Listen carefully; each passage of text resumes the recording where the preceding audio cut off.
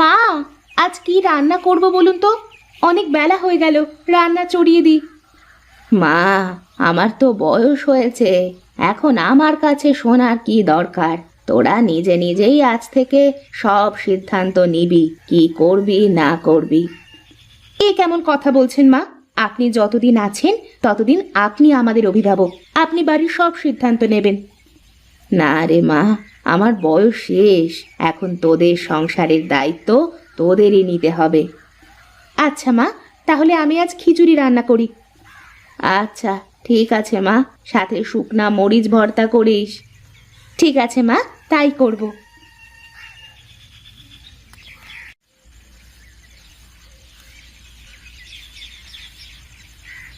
কি রে মালতী, কি করছিস এখানে?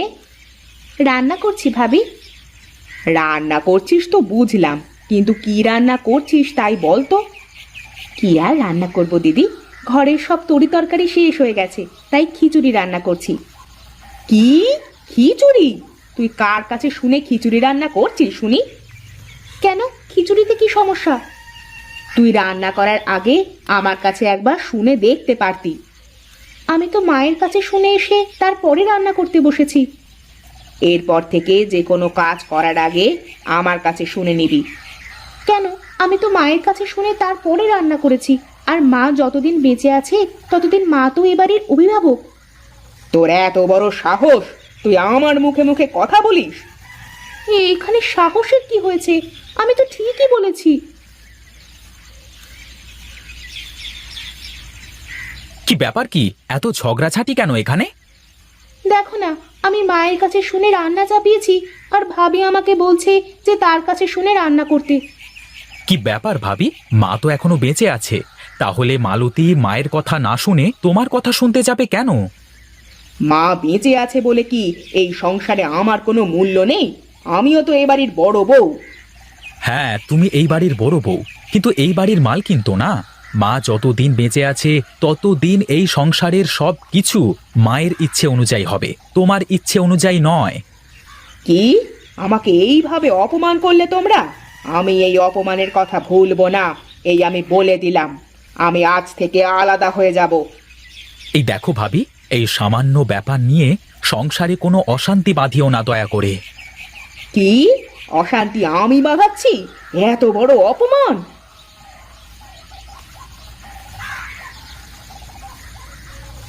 দেখেছো ভাবির ব্যবহার, দেখেছো? প্রতিদিন আমার সাথে এরকম ব্যবহার করে ভাবি। বাদ দাও তো ভাবির কথা, সে তো অমনি। আমার খুব ক্ষুধা পেয়েছে, আমাকে খেতে দাও। আচ্ছা ঠিক আছে, তুমি ঘরে গিয়ে বসো, আমি খাবার নিয়ে আসছি।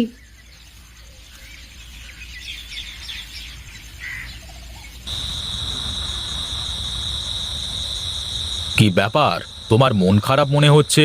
তা কি হয়েছে শুনি? না, তোমার আর সেই কথা শুনে কোনো লাভ নেই। আমার কথা তোমার মাথায় ঢুকবে না। ও, বুঝেছি আমি। তুমি মনে হয় বাপের বাড়ি যাবে, তাই না? অনেক দিন তো হয়ে গেল বাপের বাড়ি যাওয়া হয়নি। চলো চলো, শ্বশুর বাড়ি থেকে ঘুরে আসি। না, আমি কোথাও যাব না। নিজের বাড়িতে সুখ না থাকলে কি আর অন্য কোথাও সুখ খুঁজে পাওয়া যায় নাকি? কেন, বাড়িতে আবার কি হয়েছে যে বাড়িতে সুখ নেই বলছো? কি আবার হবে? তোমার ছোট ভাই আর ভাইয়ের বউ মিলে আমাকে যা খুশি বলে অপমান করেছে। তা কি বলেছে ওরা, বলো তো শুনি। আমি একটু বলেছিলাম যে কোনো কাজ করার আগে আমার কাছে শুনতে, সেই জন্যে আমাকে কত কথা শোনালো। আমি নাকি এই সংসারে অশান্তি বাঁধাই। আরে মা তো এখনো বেঁচে আছেন, তাহলে মায়ের কাছে না শুনে তোমার কাছে কেন শুনবে বলো? সংসারের সবকিছু মা যতদিন বেঁচে থাকবেন ততদিন মাকে সামলাতে দাও, বুঝলে? আমি অত শত বুঝি না, আমি আজ থেকে আলাদা হয়ে যাব। আমি আর এই সংসারে থাকতে পারবো না। তুমি সংসারের চাল চুলো সব ভাগাভাগি করে দাও, আমি আলাদা হয়ে যাব। তুমি কি পাগল হয়ে গেছো নাকি? কি বলছো এসব? এই সামান্য ব্যাপার নিয়ে কি কেউ সংসার ভাগ করে নাকি? আমি জানতাম তুমি আমার কথায় কানই দেবে না। আমাকে অপমান করেছে তো, তোমাকে তো করছে না, তাই তোমার গায়ে জ্বালা বাঁধে না। আচ্ছা আচ্ছা, হয়েছে হয়েছে, কাল আমি সুজয়ের সাথে কথা বলে দেখব। কি হয়েছে বাবা, আমাকে ডেকেছিস কেন তোরা? মা, বড় ভাবি কিন্তু দিন দিন খুব খারাপ ব্যবহার করতে শুরু করেছে। একটু থেকে একটু হলেই আমাকে বলে আলাদা হয়ে যাব, থাকবো না সংসারে। হাতের 5 আঙুল কি আর সমান হয় রে বাবা? বড় বউ একটু খিটখিটে স্বভাবের। সবাই মিলেমিশে থাকাটাই তো সংসারের নিয়ম। শোনো ছোট বৌমা, আমি তোমাকে বলি, সব সময় তুমি একটু ছাড় দিয়ে চলার চেষ্টা করবে। তাহলে দেখবে বড় বউ আর কিছু বলতে পারবে না। না মা, মানুষকে ছাড় দিলে মানুষ আরো মাথায় চেপে বসে, তাই কোনো ছাড় দেওয়া চলবে না। ছাড় দিলে কেউ ছোট হয়ে যায় না রে মা। ছাড় দেওয়া তো অনেক বড় একটা গুণ। এই গুণ সবার ভিতরে থাকে না রে বাবা। আমি কি কম ছাড় দিই নাকি মা? সংসারের সব কাজ প্রায় আমিই করি। বড় ভাবি তো কোনোদিন কোনো কাজ করে না, সে আমাকে তার হাতের পুতুল করে রাখতে চায়। অনেক রাত হয়েছে, এখন তোরা ঘুমা। আমি কাল সকালবেলা এর একটা ব্যবস্থা করে দেব।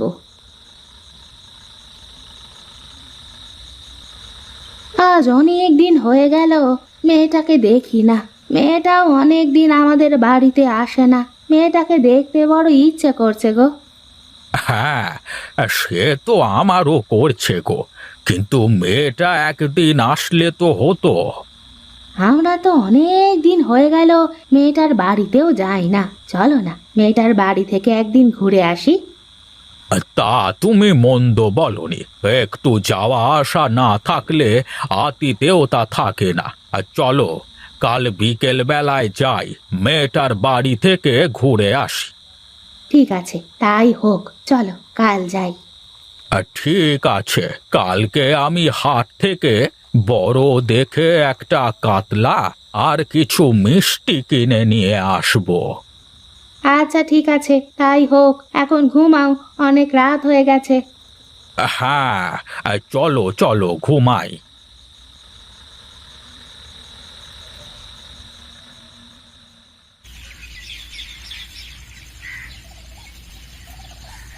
ওগো, কোথায় গেলে?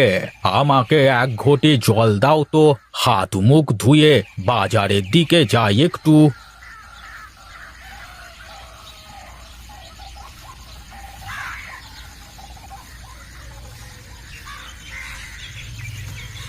গিন্নি, বাজারের ব্যাগটা দাও তো দেখি, বাজার থেকে ঘুরে আসি। এই নাও ব্যাগ, তাড়াতাড়ি ফিরে এসো কেমন? তোমার তো আবার বাজারে গিয়ে চায়ের দোকানে বসে আড্ডা দিতে লাগলে দিন দুনিয়া সব ভুলে যাও। কি আর করব, এই শেষ বয়সে ওখানেই একটু শান্তি মেলে। সব বুড়ো মিলে পুরনো স্মৃতিগুলো একটু ঝালাই করি। তা সব ঠিক আছে, তবে আজ তোমার ঝালাই বাদ দিয়ে তাড়াতাড়ি বাড়ি চলে এসো না গো। মেয়ের বাড়িতে যেতে হবে তো। হ্যাঁ, তুমি সব গুছিয়ে রাখো, আমি বাজার থেকে ফিরে এসেই চলে যাব। আচ্ছা ঠিক আছে, তাই হবে, তুমি এসো।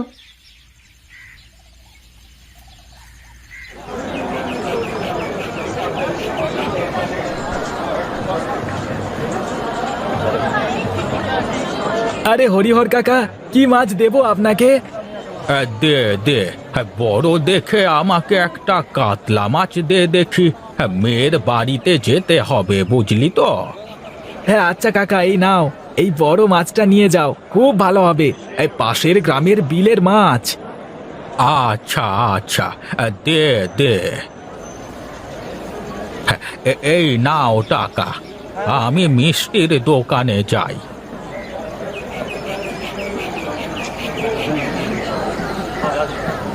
এই ভোলা, আমাকে ভালো দেখে কেজি 5 মাছ দে দেখি।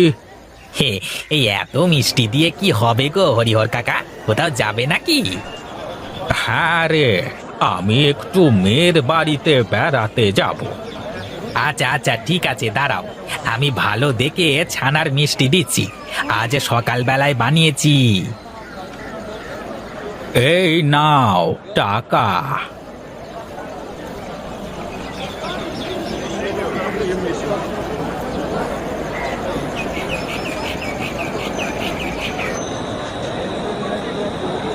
কি ব্যাপার কাকা বাবু, কোথায় চললে? বাড়ি যাবে নাকি? হ্যাঁ রে গণেশ, হ্যাঁ ভালোই হয়েছে তোর সাথে দেখা হয়ে। আমরা আমরা আজকে মেয়ের বাড়িতে যাব। হ্যাঁ, আমাদের দিয়ে আসতে পারবি তুই? কেন পারবো না, অবশ্যই পারবো। বেশ বেশ, চল তবে।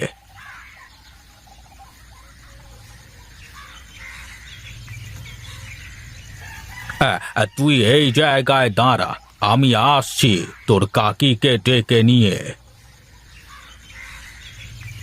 কোথায় গো? গাড়ি চলে এসেছে, তাড়াতাড়ি চলে এসো।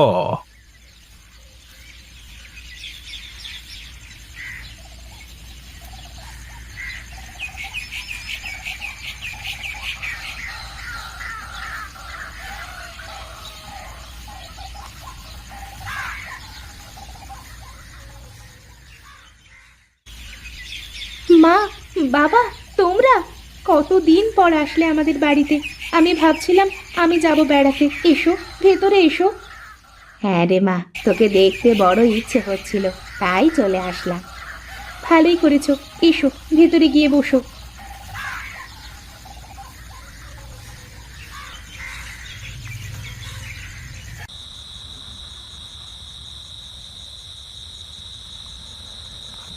জানেন বেয়ান, আপনার মেয়েটা একদম খেতে চায় না, আর ভালো মন্দ খেতেই চায় না। বাপের বাড়ি থেকে ভালো মন্দ না খেলে কি আর খাওয়া যায়? সারা জীবন ঘাস পাতা খেয়ে এসেছে বাপের বাড়ি থেকে, এখন কি করে ভালো মন্দ খাবে? হ্যাঁ, এইবার কিন্তু বেশি বলে ফেলছো তুমি ভাবি।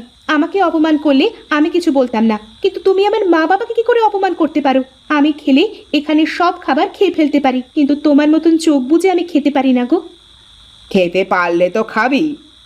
ঠিক আছে, তাহলে এসো, দেখি কে বেশি খেতে পারে। ঠিক আছে, আজ যদি আমি বেশি খেতে পারি তাহলে আজ থেকে তুই আমার কথা মতো চলবি, বুঝলি? আর যদি আমি জিতি তাহলে তুমি আমার কথা মতো চলবে। আচ্ছা ঠিক আছে, তাই হোক। তোরা কি লাগালি বলতো? থাম, তোরা থাম। ওদেরকে এই প্রতিযোগিতা করতে দিন বেয়ান, তাহলে দুই বউয়ের ঝগড়া যদি থামে।